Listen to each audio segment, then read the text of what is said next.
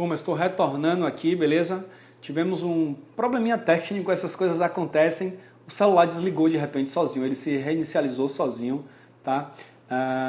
Estava aqui falando sobre a cadeia da sobrevivência, eu vou retomar isso, porque de repente desligou. E o legal desse Periscope é que eu consigo notificar vocês, né, imediatamente, para que quando volta ao normal. Então é legal. Só vou esperar mais 2 segundinhos aí o restante do pessoal que estava a entrar. Estávamos com cerca de algumas pessoas estavam online, mas aí a gente vai retomar aqui o nosso bate-papo, tá? Beleza, gente? Vamos lá, então. Estão curtindo aí a transmissão? Então essa parte 2 aqui, sobre cadeia de afogamento, Sobrasa, e eu estava falando da parte 1, a parte 1 que é prevenção. Então como se previne um acidente? Adotando hábitos, medidas que te afastem do perigo, tá? Então assim, eu não posso evitar um acidente de carro de repente porque ele acontece quando eu menos espero, mas eu posso diminuir a probabilidade do que esse acidente ocorra se eu, por exemplo, não beber, se eu cuidar dos pneus do meu carro, se eu cuidar da revisão, se eu mantiver o meu carro em condições técnicas. Então, da mesma forma, quando nós estamos falando de afogamento, de resgate aquático, como é que você vai evitar que uma criança se acidente?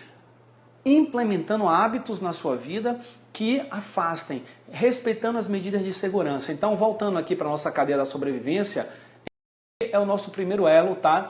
Então, o elo de prevenção. Aqui embaixo vocês podem ver o nome de Dr. Davi Spillman, né? Todas as pessoas que publicaram esse artigo aqui no ano de 2014 no Resuscitation, tá? Uma das maiores revistas do mundo, tá? De maior impacto.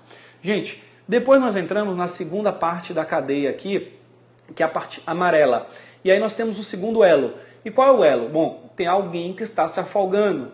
O que significa alguém que está se afogando? Tem alguém que está dentro d'água e não está mais conseguindo manter uma flutuação adequada, ou seja, ele pode estar exausto, pode ser uma pessoa que não sabe nadar, pode ser uma pessoa que está dentro de um mar e esse mar está muito agitado, mas por algum motivo essa pessoa não está conseguindo manter uma flutuação tranquila para poder respirar fora d'água. Então aqui, como vocês podem ver, o segundo passo consiste em reconhecer o afogado, tá? Reconhecer que alguém está se afogando. Então nós temos que ter a prática de ver quando uma pessoa está de fato precisando de ajuda. Para isso, nós que estamos fora dos espelhos d'água, nós temos sempre que estar observando o espelho d'água, observando a lagoa, o mar, a piscina, para ver que se quem está lá, a gente sempre tem que estar de olho, tá? E, caso necessário, você perceber, você já vai pedir imediatamente para alguém ligar para o 93, aqui a Sobrasa, então divulga o número dos bombeiros, mas pode ser também o 92, tá? SAMU, a depender da cidade onde você mora, SAMU, 193 ou 192. Essas duas organizações, os bombeiros militares ou o próprio SAMU, podem dar suporte nessas situações, tá? Uma vez feito isso, o próximo passo consiste em fornecer flutuação. Lembra que o problema vou até voltar aqui para mim. Lembra que a pessoa está com dificuldade de flutuar? Tá? É isso que define um processo de afogamento, é alguém que não está mais conseguindo flutuar naquele local, ou seja, não está conseguindo manter o seu nariz, a sua boca fora da água para poder respirar. Então, para você corrigir isso, você vai fornecer flutuação. E você vai fornecer a flutuação, de preferência, sem a sua presença física. Porque se você chegar próximo a alguém que está se afogando, essa pessoa está em estado de desespero, ela está com o botãozinho de sobrevida ligado. E o que é que ela vai fazer? O instinto de sobrevida, ela vai agarrar em você para você ajudar ela.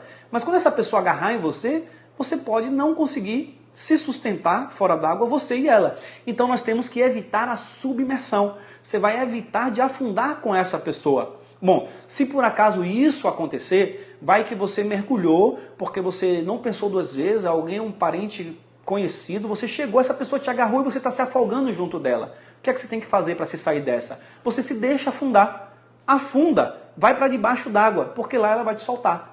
Lá ela não vai querer continuar embaixo d'água com você. Então ela te solta, você se afasta dessa pessoa e à distância você tenta uma outra estratégia. Mas a verdade é que a primeira estratégia, a prioridade jamais é eu chegar na vítima. Eu tenho que jogar algum objeto, uma boia, alguma coisa que vá permitir flutuação a essa pessoa.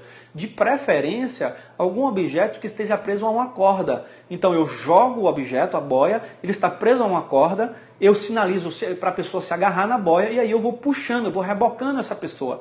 E aí você consegue retirar essa pessoa da água, tá? Então isso é o ideal. Se você for ver os guarda-vidas, por exemplo, os salva-vidas que trabalham, até nos filmes que você já pode ter visto, eles andam com uma boiazinha, tá? Uma boia.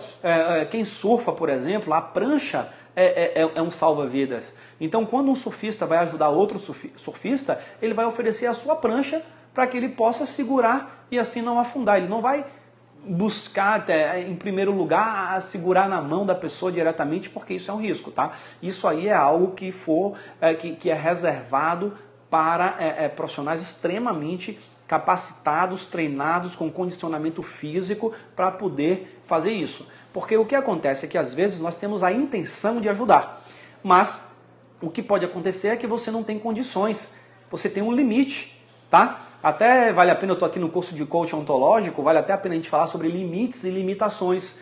São duas coisas diferentes. Uma limitação é algo que você, se treinar, se desenvolver aquela habilidade ou se acreditar, pode conseguir.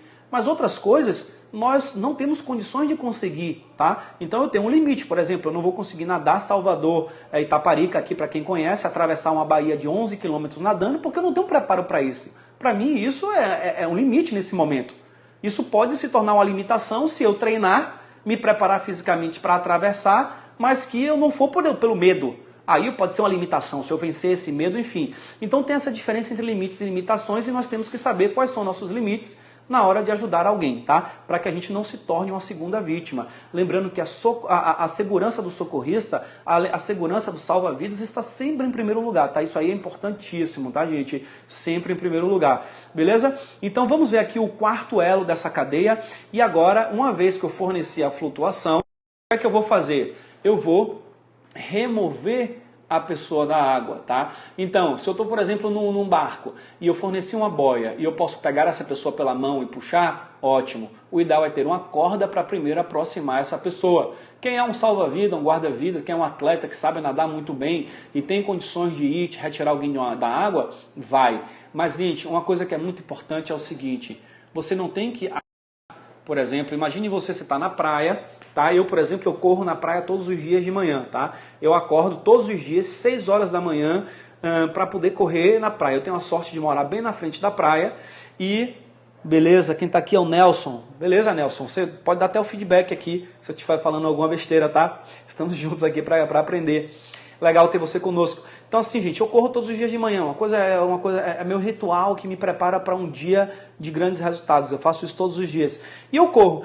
Bom, quando eu estou começando a correr, se eu ver alguém se afogando ali, eu tenho uma condição de nado básica, não sou um grande nadador, mas sei nadar, eu surfo, enfim, então eu tenho uma noção. Eu posso até avaliar se eu tenho condições de tirar essa pessoa. Se essa pessoa está próximo da borda, se o mar está um mar muito violento ou não, se eu tenho alguma condição.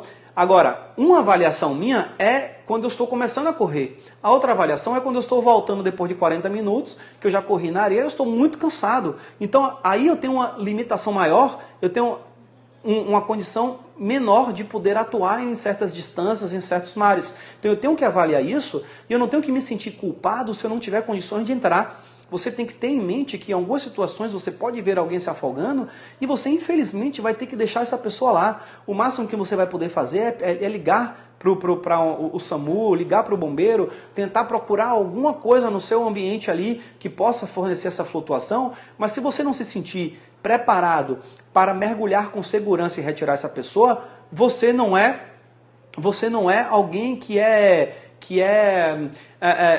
vai receber uma crítica ou alguém que não ajudou, entendeu? Isso aí não é a mesma coisa. Você tem que saber quais são os limites e manter a sua segurança em primeiro lugar. Não se culpe por isso. Só vá quando você tiver 100% de segurança que aquela pessoa você vai poder ajudar e não vai se tornar uma segunda vítima. Não tem nada de errado em você dizer, não, eu não tenho condição de ir lá.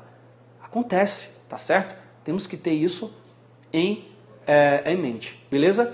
Alguém falou aí de fazer um congresso em São Paulo. Gente, quem sabe, né? Eu tô com essa vontade de cada vez mais a gente diversificar. Esse ano vai ser em Salvador, ano que vem vamos ver. Estamos com a proposta aí de fazer um congresso de APH mesmo, o Cobrap mesmo presencial, para agregar mais pessoas. Estamos já começando a planejar, quem sabe a gente faz em outra cidade, fazer uma coisa. Isso aí não está ainda definido, mas é uma vontade que nós temos. Beleza? Primeiro eu, depois a equipe, depois a vítima. Isso é perfeito. Essa colocação é um mantra do APH, tá? Vou até repetir para quem não leu. Primeiro eu, depois a equipe, depois a vítima. E a vítima tem um lugar muito importante, claro, tá ali em terceiro lugar, mas ela precisa do socorro da equipe, tá?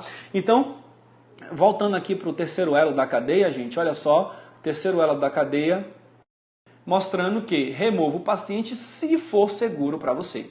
Tá? Então isso aqui é fundamental. E aí vamos perdão, isso aqui é o quinto elo, tá? Ou o quarto elo. E agora, o doutor fala sobre parada cardíaca por assistolia no afogamento, a chance de reverter o quadro. Bom, daqui a pouquinho eu vou entrar agora nessa último elo aqui, que é o que perguntaram, que é suporte de vida, tá? Então, você vê que isso aqui é a situação onde nós não queremos chegar, por isso que ela está em vermelhinha, tá? Em verdinha é o ideal, prevenção, aqui é todo o processo do afogamento e do resgate, e aqui é quando você já resgatou, o paciente teoricamente está na areia, e aí, a depender do grau de afogamento, tá? A depender do grau de afogamento, você fazer ou só fornecer O2, ou fazer uma ventilação positiva se esse paciente tiver... beleza, Alexandre, quando eu precisar eu vou avisar mesmo para o pessoal ajudar. Então, ou você vai fazer só suporte de O2 passivo, ou você vai fazer uma ventilação com pressão positiva se esse paciente estiver, por exemplo, desaturando ou com a parada respiratória, ou você vai fazer uma compressão cardíaca com ventilação, ou seja, RCP, se esse paciente estiver em parada cardiorrespiratória. Em algumas situações você vai utilizar o desfibrilador externo automático também. Então, você vai fazer o suporte básico de vida, o suporte avançado de vida. Em relação à cadeia da American Heart Association e o que a American Heart Association ensina e o que eu ensino nos multiplicadores do bem, tá? O suporte básico de vida do afogamento ele tem algumas peculiaridades, tá? Que o próprio protocolo da Sobrasa, que é o protocolo de referência mundial, tá? Se você quer aprender Sobrasa, protocolos, olha o protocolo que está lá no site, porque isso é o que mais vale no mundo, mas diferem em algumas coisas do suporte básico de vida no adulto. E aí eu vou responder aqui a pergunta do colega, quer dizer, eu vou começar a falar um pouco sobre ela. Enquanto no adulto, a maior causa de morte súbita é uma doença cardíaca, um infarto, tá? Um infarto agudo do miocárdio que leva, na maioria das vezes, a uma fibrilação ventricular ou um ataque cardíaco ventricular sem pulso. Então o problema está no coração diretamente. E quando nós temos um infarto, a maior parte dos ritmos que aparecem são ritmos chocáveis, fibrilação ventricular e taquicardia ventricular. Sendo assim, eu vou, no meu protocolo, colocar o que vai atender a maior parte dos pacientes. Pode ser que um paciente não esteja em fibrilação ventricular, pode ser que ele esteja em assistolia, mas isso é uma raridade. O que é mais comum? Está em fibrilação ventricular. Desta forma, eu não vou focar na ventilação, eu não vou focar no aporte de O2. Eu vou focar na compressão e na desfibrilação precoce, tá? Então, na hora que você pega um paciente que teve um infarto, a sua prioridade você tem que pensar, ou que está fora da água, um paciente que está num shopping center, você tem que pensar, esse paciente infartou, deve estar fibrilando com taquicardia ventricular, a bomba parou, preciso comprimir e desfibrilar. Isso é sua foco, é sua meta, beleza? Então é isso que você tem que pensar. Agora, quando você tem um paciente que se afogou, o processo é outro. Pode ser até que esse paciente tenha tido um infarto dentro d'água e por isso se afogou. Mas qual é a maior probabilidade? É ele ter tido um infarto dentro d'água e por isso se afogou? Ou é ele ter aspirado água, evoluído para hipóxia e ter parado por hipóxia? Que é mais provável? Não, o que é mais provável é ter sido um afogamento mesmo. Aspirou o líquido, parou de respirar e a hipóxia levou a uma PCR. E quando a hipóxia leva a uma PCR, o que é mais frequente como ritmo? A sistolia, a ESP, porque nesse caso aí, o que faltou foi oxigênio. E nesses casos, o mais importante geralmente não vai ser, o foco não vai ser a desfibrilação necessariamente. Vai ter a desfibrilação, mas o foco vai ser fazer uma reversão da hipóxia. Então, por isso que o bombeiro, o pessoal da Sobrasa, quando ensina suporte básico de vida, ele vai te dizer, se você é um socorrista treinado, pegou um paciente dentro d'água já inconsciente, você já começa a fazer ventilações boca a boca dentro da água. Tá? Você já faz ali ventilações, 10 ventilações de resgate dentro da água, enquanto você está trazendo ele para a areia. Quando chega na areia, você vai ali checar a respibilidade, abrir a via aérea e fazer mais 5 ventilações de resgate. Depois você vai checar o pulso, depois se você tiver em parada cardiorrespiratória, você vai começar as compressões. Então olhe como ele dá o foco na ventilação. Olha que coisa importante. Cara, ele parou por hipóxia. Se eu reverto a ventilação, esse paciente pode reverter a PCR ou a parada respiratória dele. E tanto que eu vejo nos cursos da Sobrasa, o pessoal sempre tem uma pocket mask com o acoplador para colocar um cilindro de O2 e fornecer O2. Nos cursos da American Heart Association, por exemplo, até no nosso, a gente não foca tanto. Tem uma pocket mask com a entradinha e o cilindro de O2. A gente não foca nisso, porque a hipóxia não é o mais importante no suporte básico de vida para o paciente que teve um infarto agudo do miocárdio como principal suspeita. Mas já o O2 é muito importante na suspeita de um paciente que se afogou. Então existem essas pequenas variações que vocês vão encontrar nos protocolos, que vão se adaptar a cada realidade, mas o que você tem que ter em mente é os princípios são os mesmos. O paciente, nós vamos ter que chamar ajuda, reconhecer, chamar ajuda, tá? Fazer as compressões, fazer as ventilações, fazer a desfibrilação, usar o desfibrilador externo automático. Então, tanto um caso quanto o outro, nós vamos precisar focar, tá, nessas 3 coisas, é óbvio, os três, com a ênfase maior para a ventilação, aporte de O2 no afogado, com a ênfase maior para a compressão e desfibrilação no paciente clínico fora do hospital, que a suspeita é infarto. Não quer dizer que ele não vai precisar de ventilação. Obviamente, o socorrista faz ventilação. Repetindo aqui, quem não faz ventilação são os leigos, que a American Heart jogou ali a campanha do hands only, tá? Hands only. E aí depois, obviamente, nós entramos aqui na cadeia da American Heart Association. Até eu vou passar aqui o slide e vou mostrar para vocês rapidamente os 5 elos e vou comentar cada um deles, tá? Então vamos passar aqui os 5 elos da American Heart. Beleza? Então tá aqui. Primeiro elo, gente, aqui a cadeia como um todo, tá? E o primeiro elo, reconhecer precocemente, assim como lá a da Sobrasa. Então eu tenho que reconhecer essa PCR o mais rápido possível, reconhecer que esse paciente está ali com suspeita de PCR, começar as compressões o mais rapidamente possível, tá? Botar a mão no peito, fazer a desfibrilação o mais rapidamente possível. Suporte avançado também, cadeia sobrevivência, suporte avançado e os cuidados pós-PCR. Esse elo aqui ele só foi acrescentado em 2010, tá? Nos protocolos antigos ainda não tinha esse elo, mas desde 2010 nós temos aí o 5º elo, que é a importância do suporte avançado. Então vamos falar aqui sobre cada um desses elos, e se vocês forem ver a cadeia da sobrevivência da pediatria não é a mesma, tá? Nós temos ali na frente também a prevenção, assim como no afogamento, a prevenção como componente aí fundamental.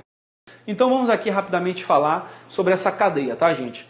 Então, primeiro passo é você saber reconhecer. Pô, esse paciente tem uma suspeita de ter uma parada cardiorrespiratória. Beleza, reconheci. Então, nossa missão, os multiplicadores do bem, nossa missão qual é? Nossa missão é zerar as mortes por PCR não assistida no Brasil, tá? Quer dizer zerar as mortes por PCR? Não, isso é impossível. Gente, sempre vai ter gente morrendo de PCR. Isso quer dizer gerar as mortes não assistidas. Não assistidas não é que alguém não viu, é que alguém não assistiu, quer dizer, não fez o que tinha que ser feito. E o que é que nós entendemos nos MDBs? O que é que nós entendemos? Obrigado, obrigado, Ju, meu irmão aí, gente boa, meu irmão grande, que saudade, está lá na França acompanhando a gente aqui pelo Periscope, tá? Então, gente, o que é que nós temos nesse primeiro elo? Nós temos que, para realizar a nossa missão dos multiplicadores do bem, eu tenho que ensinar a população leiga a assistir uma PCR. Como é que eu ensino a uma mãe de família que está dentro da sua casa a assistir uma PCR? Assistir, ela envolve basicamente 3 passos. 1 é reconhecer a PCR, 2 é pedir ajuda e 3, iniciar as manobras de ressuscitação cardiopulmonar, ou seja, compressões, e ter noção da desfibrilação, tá? Do desfibrilador externo automático. Então a nossa missão pelos MDBs é exatamente esse, tá? Daqui a pouquinho, gente, eu respondo as perguntas, tá? Só vou concluir aqui a cadeia, daqui a pouquinho eu respondo as perguntas. Então a nossa missão é essa. Então o primeiro passo consiste em ensinar as pessoas a reconhecer, tá ali, o primeiro elo da American Heart Association, reconheceu. Uma vez que você reconheceu e pediu ajuda, isso faz parte do primeiro elo. Ligou para o 92 e pede para alguém buscar um desfibrilador externo automático. Porque o terceiro elo da cadeia é o DEA. Esse DEA só vai chegar se eu pedir, ele não vai chegar sozinho. Então, uma vez que eu pedi ajuda, eu vou para o segundo elo. Mão no peito, RCP. Se você está ensinando para um leigo, a American Heart diz lá, olha, faz hands only, só as mãos, porque a ventilação é uma coisa às vezes um pouco mais técnica. O leigo, se vai fazer uma ventilação, ele não vai abrir a via aérea direito, vai fazer insuflação gástrica, não vai fazer ventilação efetiva, tá? E vai dificultar, vai passar mais tempo sem comprimir, isso aumenta a mortalidade. Então, para o leigo, você vai priorizar a compressão. Então, olha, faz hands only, tá? Se você está ensinando para um profissional de saúde, não. Você vai fazer ventilação também. Você vai utilizar o AMBU ou você vai utilizar uma pocket mask, porque é importante, aí você vai alternar ciclos de 30/2 lá no adulto, tá certo? Tanto com um quanto com 2 socorristas no adulto. Uma vez que você fez o segundo passo da American Heart, que é RCP, aí vem o terceiro elo. Esses elos, eles são necessários virem na sequência para o paciente sobreviver, tá? O paciente não sobrevive a longo prazo se não tiver esses 5 elos envolvidos. Às vezes você pode até conseguir ter um retorno à circulação espontânea, o paciente volta a ter pulso, mas o paciente morre depois porque faltou os elos do final. Mas também os elos do final, que é o nível de complexidade aumentado, por exemplo, dentro de um hospital, o cara está lá fazendo procedimentos avançados, mas se você não teve suporte básico de vida, também não vai adiantar nada. Então vamos para o terceiro elo. Aqui o terceiro elo. Qual é o terceiro elo? Desfibrilação. Beleza. Então desfibrilação não quer dizer aqui que o objetivo é que o SAMU traga um desfibrilador externo automático. O SAMU, o bombeiro, teoricamente, vai trazer o desfibrilador externo automático, teoricamente. Mas o que eu quero é ter desfibriladores externos automáticos em locais públicos, de fácil acesso. Porque a pessoa que está no shopping center tem uma parada cardíaca, ou no cinema, aconteceu em Salvador há um mês atrás, dentro do cinema, assistindo um filme, um paciente teve um infarto, teve uma PCR, e ali tinha que ter um desfibrilador, porque tinha que fazer a desfibrilação antes do SAMU chegar. Eu pedi para a pessoa que está do meu lado, vai buscar um desfibrilador. Então tem que ter, aeroporto de Salvador, onde eu trabalho, temos 4. Temos um no desembarque internacional, temos um no embarque nacional, temos outro no saguão, temos outro no desembarque nacional. Então tem que ter isso para a população de forma estratégica. Tem que ter, se você for para Paris, você tem lá no passeio, no meio da rua você tem desfibrilador. Estação rodoviária. Então nós, como multiplicadores do bem, como profissionais de saúde, nós temos que começar a criar essa cultura de ter desfibriladores acessíveis à população e a população treinada para saber reconhecer uma PCR, pedir ajuda, fazer compressões bem feitas e ter a noção de como o desfibrilador usa.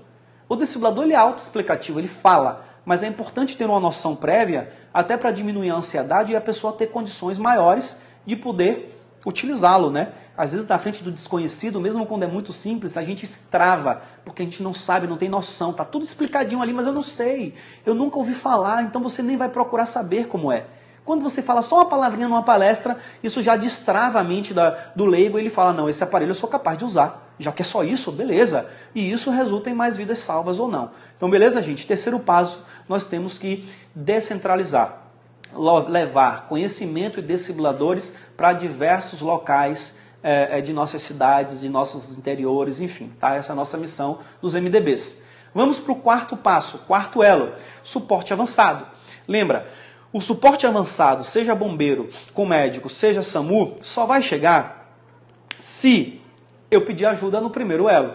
Então, quando o suporte avançado chega, o que é que ele vai fazer a mais? Ele vai garantir uma via aérea avançada, se for necessário, para fornecer um O2 maior através de uma intubação endotraqueal. Tá?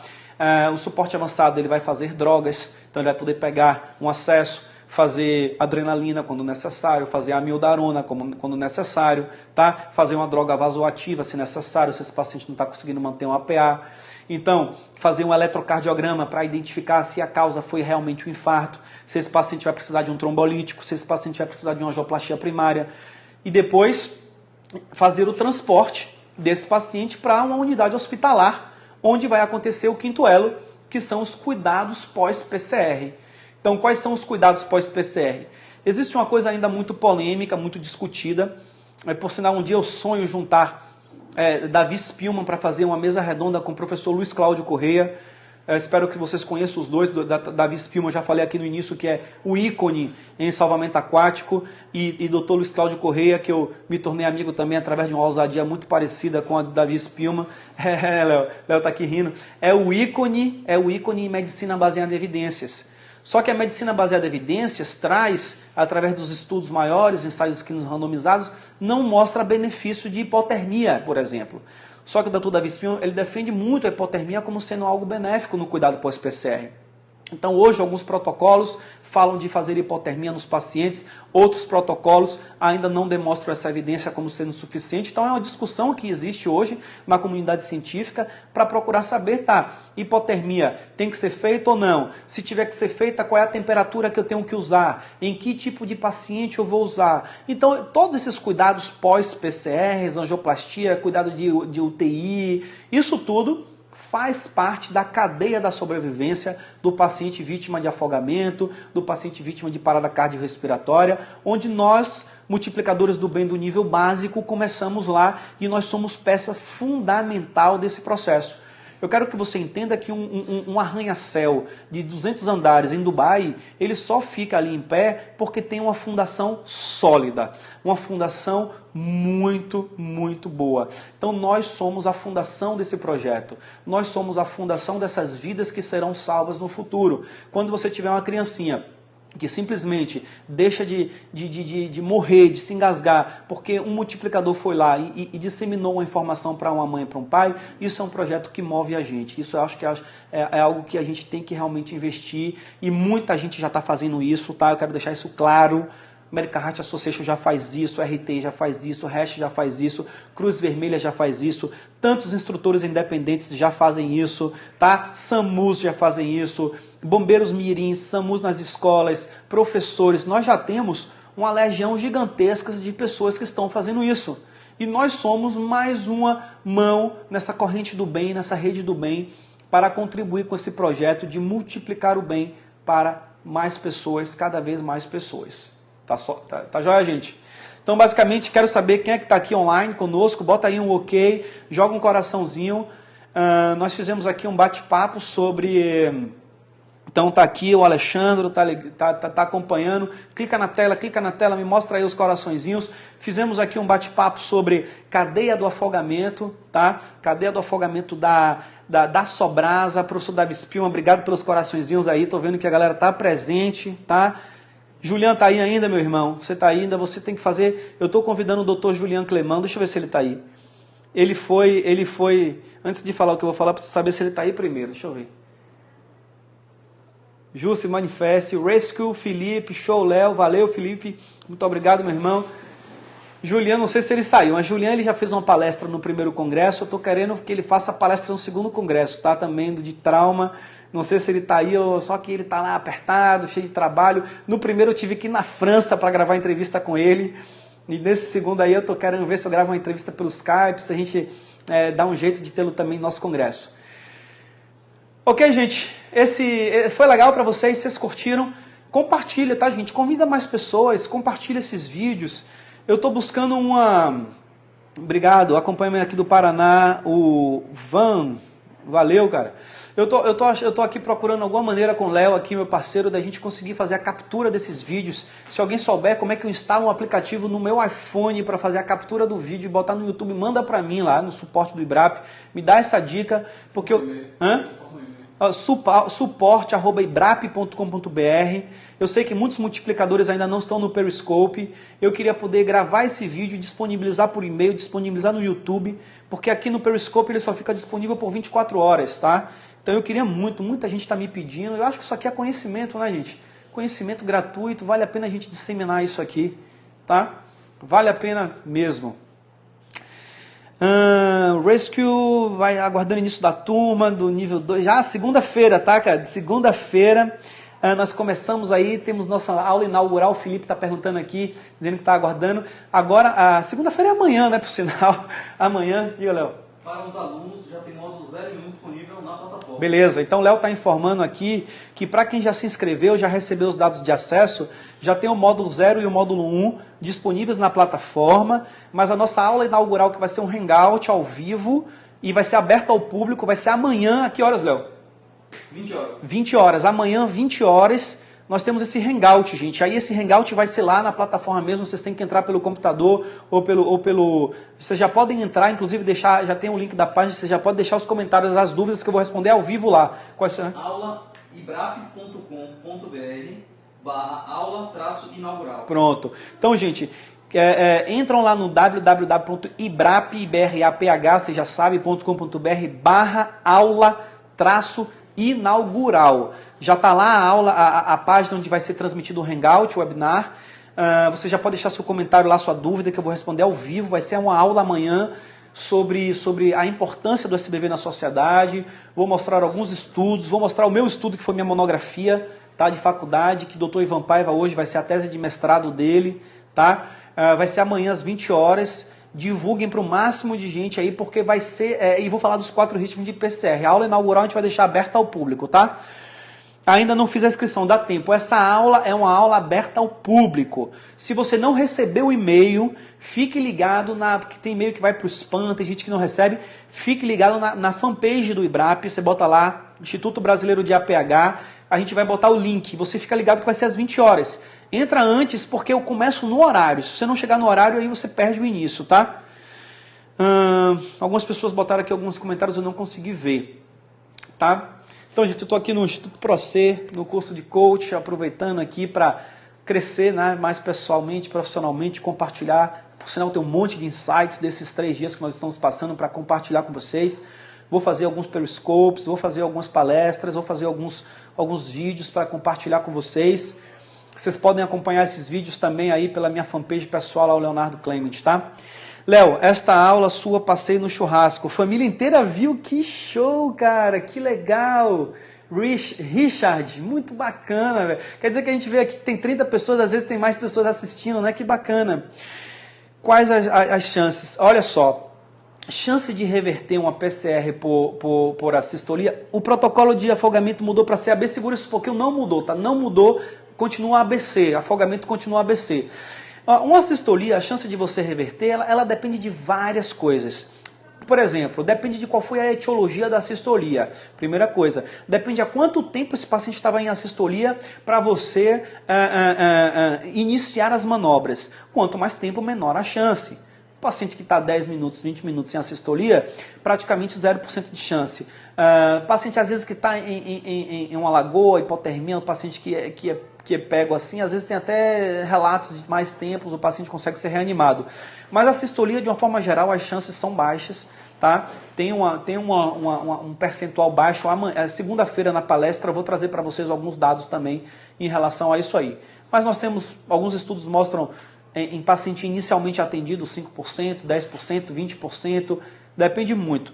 Depende se você está falando de sobrevida a curto prazo, depende se você está falando de sobrevida a alta hospitalar, de sobrevida a 3 meses, 6 meses. Então, tem vários dados aí para a gente analisar, tá? Beleza, beleza. Seria legal a atualização das medicações sobre acesso, tá? Isso aí é suporte avançado. Por enquanto, no Cobrap 1.0, esse Cobrap até está disponível aí para quem quiser se inscrever ao Acesso Ouro, tem palestra falando sobre tudo isso. Tem uma palestra minha, por sinal, onde eu falo sobre todas as drogas de suporte avançado de vida, tudo isso eu falo lá. Tá? Aqui eu tô focando mais no suporte básico de vida para essas conversas abertas ao público, até porque se eu falar de suporte avançado eu vou restringir muito as pessoas que estão interessadas por isso. Então, por enquanto, o foco maior é aqui no básico, tá? No básico para a gente conseguir alcançar a nossa missão. Mais perguntas? Teve uma pergunta aí que eu não vi, tá? Teve uma pergunta que eu não consegui ver. Que horas são, Léo? 2h20, gente, o curso vai recomeçar aqui. Nosso bate-papo aí foi previsto de 1h30, entre 1h30 e 2h30, foi mais ou menos isso que nós conseguimos. Então, afogamento continua ABC. Continua ABC pelo seguinte motivo: o foco maior do afogamento é a hipóxia, tá? Afogamento é a hipóxia. Então você vai focar no A, que é a via aérea. Por isso que no suporte básico de vida, que não seja afogamento, faz CAB. Porque o meu foco maior está nas compressões. Então, ao invés de fazer aquelas ventilações de resgate iniciais, eu já começo comprimindo, porque eu diminuo o tempo, o intervalo, tá? Usa-se DEA no afogamento? Usa. Você vai sempre usar o DEA. O DEA vai indicar o não choque. Se o paciente estiver fibrilando, vai ter indicação. Se não tiver, não vai ter. Mas se você tiver o DEA, você vai usar o DEA. Qualquer situação de PCR, de parada respiratória, vai ter que usar o DEA, tá? Não tenha dúvida. Ah, tá. As ventilações de resgate na hora do reboque, isso aí tem que ser feito só por pessoas, guardas-vidas treinados, que mantêm a cabeça do paciente fora da água, tapa o nariz, abre a boca, abre a via aérea, mantém essa via aérea fora d'água, então tem que ter uma flutuação muito boa, tá? Algum dispositivo que ajude a flutuar, de preferência, e cuidado para o paciente não aspirar mais água ainda. Então é um procedimento que é feito realmente. Se vocês entrarem no site da Sobrasa, vocês devem encontrar algum vídeo mostrando esse procedimento, mas é um procedimento feito só realmente por guardas-vidas treinados. Assim como no SBV, American Heart diz, ventilação, leigo não faz, vamos dizer que quem não é treinado também não faz as ventilações. Sim, o cuidado com contaminações. Gente, isso é uma coisa muito polêmica. Boca a boca, American Heart, por exemplo, fala, olha, não faz boca a boca profissional de saúde. Conversando com o Dr. Davi Spillman, ele fala, a gente recomenda fazer boca a boca, porque não tem um único estudo no mundo publicado mostrando uma contaminação de alguma doença infectocontagiosa de um paciente para um socorrista. Então, como a Sobrasa, o ideal é usar uma pocket mask, é usar um dispositivo de barreira, é não entrar em contato. No SAMU, por exemplo, todo mundo tem um dispositivo, não tem por que fazer boca a boca. Nos cursos que eu não falo de afogamento, a gente fala, olha, você vai fazer boca a boca se você achar, se você quiser, é algum parente, alguém da sua família, alguém que você conheça. Mas a Sobrasa reforça bastante essa questão de fazer boca a boca. O próprio Davi Spillman, naquelas perguntas que eu fiz para ele dentro do carro, voltando de Sauípe, foi sobre isso. Ele falou, Léo, eu já fiz boca a boca até em paciente que tinha vomitado e melei minha boca, e é isso mesmo, o que eu queria era salvar a vida do paciente e eu estou aqui. Enfim, então são filosofias, vocês têm que ter cuidado, têm que analisar o que as literaturas recomendam. O que é grau de evidência A, 100%, não se discute, se faz. O que é grau de evidência C, o que é grau... Esses graus de evidências menores, então existem essa zona turva, onde nós temos diferentes opiniões e nós temos que nos guiar pela experiência de quem sabe mais, enfim, tá? Esse tipo de situação. Na sogra faz boca a boca, vai depender da sua relação com sua sogra, né? De repente você não faz nem compressões, né? Não, eu tô brincando, gente. Eu tô brincando, isso aí ó, não vale, ainda bem que não vai gravar isso aí, só 24 horas depois apaga. Minha sogra eu faria, tá? Minha esposa não tá assistindo nem minha sogra, mas eu faria. O resultado de afogamento seria um choque. Que tipo de choque seria? Choque circulatório, tá? Na verdade, o afogamento você vai ter uma hipóxia. Então você vai ter um choque devido a uma hipóxia. A hipóxia ela vai levar o coração a parar de bater. Então vai ser... nesse caso, o que vai acontecer é exatamente isso. O que é a definição de choque? É quando uma célula não recebe oxigênio e assim não consegue gerar ATP para desempenhar a sua função. Então, se você cria uma hipóxia, essa célula não vai ter oxigênio, tá? Então, você vai ter o coração que vai parar de bater. Então, você vai ter uma hipóxia levando a um choque cardiogênico por hipóxia mesmo, tá? Então, nesse caso, é por aí mesmo. Mudou muito os graus de afogamento, grau 1, grau 2. Gente, entra lá no site da Sobrasa, vão lá, lê cada grau de afogamento, vocês vão ver quando o paciente espuma, quando o paciente não espuma, vocês vão ler, vão ver exatamente a descrição de cada grau de afogamento, beleza? O estudo, sucesso com 2 horas, sequelas, não consegui ler direito. Bom, turma, muito obrigado por terem acompanhado, muito obrigado pelos coraçõezinhos, muito obrigado pela presença de vocês, muito obrigado por terem compartilhado isso no churrasco com a família. Amanhã nós temos um encontro marcado às 20 horas em nosso Hangout, aula inaugural da turma 2 dos Multiplicadores do Bem. Divulguem isso ao máximo, tá certo? Gente, vai ter mais, eu vou fazer uma palestra ao vivo, dia 12, Sábado que vem, na Capitania dos Portos, a Sobrasa me convidou para participar de um evento deles aqui em Salvador. Eu vou fazer o possível para transmitir essa palestra ao vivo pelo Periscope, tá? Então eu vou falar de SBV e afogamento, vou entrar nos graus, eu vou ver um pouco da demanda deles lá, o que é que vai ser, mas eu vou ter essa aula ao vivo no sábado que vem, uma semana. Marquem na agenda, vamos ter alguns Periscope daqui para lá, mas eu vou fazer de tudo para divulgar essa aula aí ao vivo no Periscope. Daqui para lá tem muita surpresa, mas nosso próximo encontro vai ser amanhã às 20 horas, eu quero ver todo mundo lá e eu quero que vocês chamem um pessoal para esse encontro para a gente lotar essa sala de transmissão do Hangout. Vou voltar para o curso agora, fica aqui um grande abraço, fiquem com Deus, vamos multiplicar o bem. Tchau, tchau, gente!